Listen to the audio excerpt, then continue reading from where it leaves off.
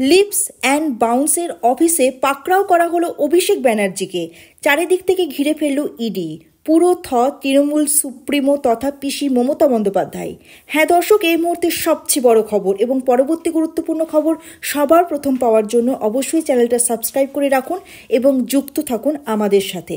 ব্যবসা হয়েছে শুধু খাতায় কলমে, আর সেই ব্যবসার বিনিময়ে একটি সাইকেল সংস্থা সহ 4টি সংস্থার ব্যাংক অ্যাকাউন্ট থেকে অভিষেক বন্দ্যোপাধ্যায়ের ব্যাংক অ্যাকাউন্টে জমা পড়েছে কোটি কোটি টাকা।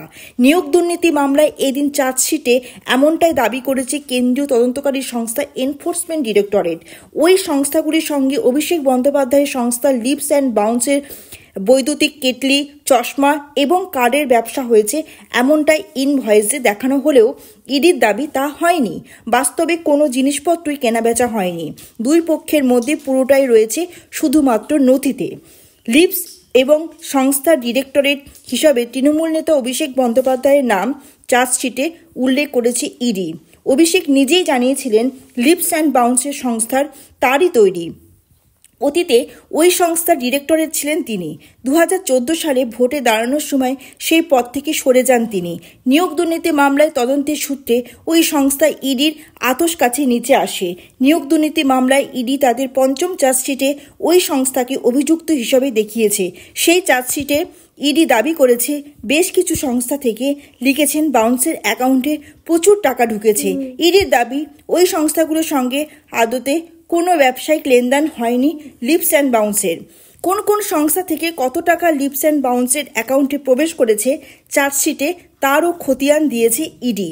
চার্জশিটে 50 নম্বর পাতায় তদন্তকারী সংস্থার দাবি, লক্ষ্মী সাইকেলে প্রাইভেট লিমিটেড থেকে প্রায় 1.5 কোটি টাকা, নবীন এন্টারপ্রাইজ থেকে প্রায় 2 কোটি এবং এক্সিকিউটিভ ইনভেনশন এন্টারপ্রাইজ থেকে প্রায় 1 কোটি এবং ইন্টিগ্রেশন ইনভেনশন ট্রেন্ডিং সংস্থা থেকে প্রায় 50 লক্ষ জমা পড়েছে।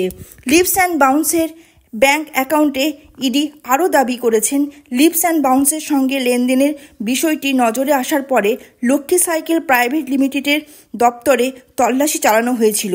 সেই তল্লাশি সূত্রে বেশ কিছু নথি তদন্তকারীদের হাতে এসেছে। ইডির দাবি, সেই নথি থেকে তারা জানতে পেরেছে লিখেছেন বাউন্সের সঙ্গে ওই সংস্থাগুলির কোনো ব্যবসা হয়নি। ভুয়ো ব্যবসা ইনভয়েস তৈরি করা হয়েছে।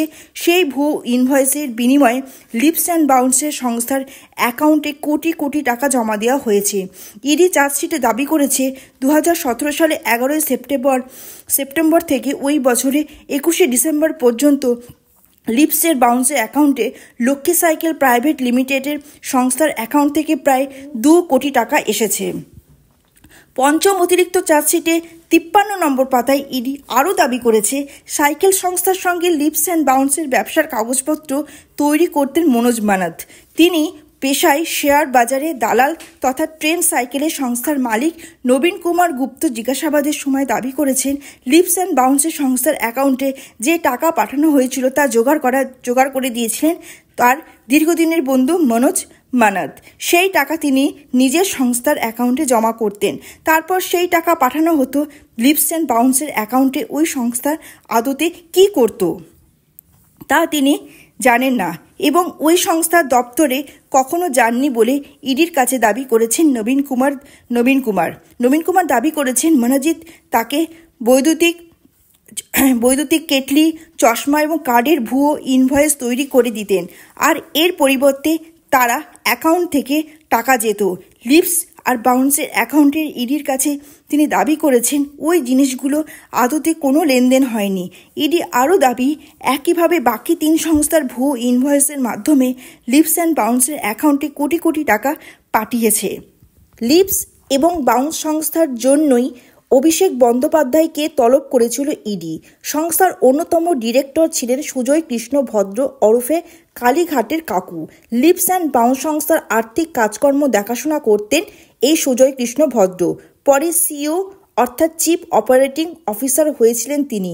তখন সংস্থার ডাইরেক্টর পদ ছেড়ে দিয়েছিলেন তিনি। এখন নিয়োগ দুর্নীতি মামলার হেফাজতে নিয়েছেন সিবিআই। পঞ্চম অতিরিক্ত চার্জশিটে লিপস অ্যান্ড বাউন্সকে অভিযুক্ত করেছে ইডি। অভিযুক্ত হিসাবে লক্ষ্মী সাইকেল প্রাইভেট লিমিটেড এবং নবীন কুমারের নাম রয়েছে। ওই সংস্থা এবং নবীন কুমারের ব্যবসায়ী লেনদেনে অসঙ্গতি মিলেছে বলে দাবি করেছে কেন্দ্রীয় তদন্তকারী সংস্থা ইডি। তো দর্শক, সব টাকা কি অভিষেক ব্যানার্জির অ্যাকাউন্টে যেত, নাকি কিছু পরিমাণ যেত অন্য কারোর অ্যাকাউন্টে? কি মনে হয় আপনাদের এই ব্যাপারে? প্লিজ কমেন্ট করে অবশ্যই জানাবেন। আজকে এইটুকুই আপাতত। পরবর্তী গুরুত্বপূর্ণ খবর সবার প্রথম পাওয়ার জন্য অবশ্যই চ্যানেলটা সাবস্ক্রাইব করে আমাদের সঙ্গে যুক্ত থাকবেন।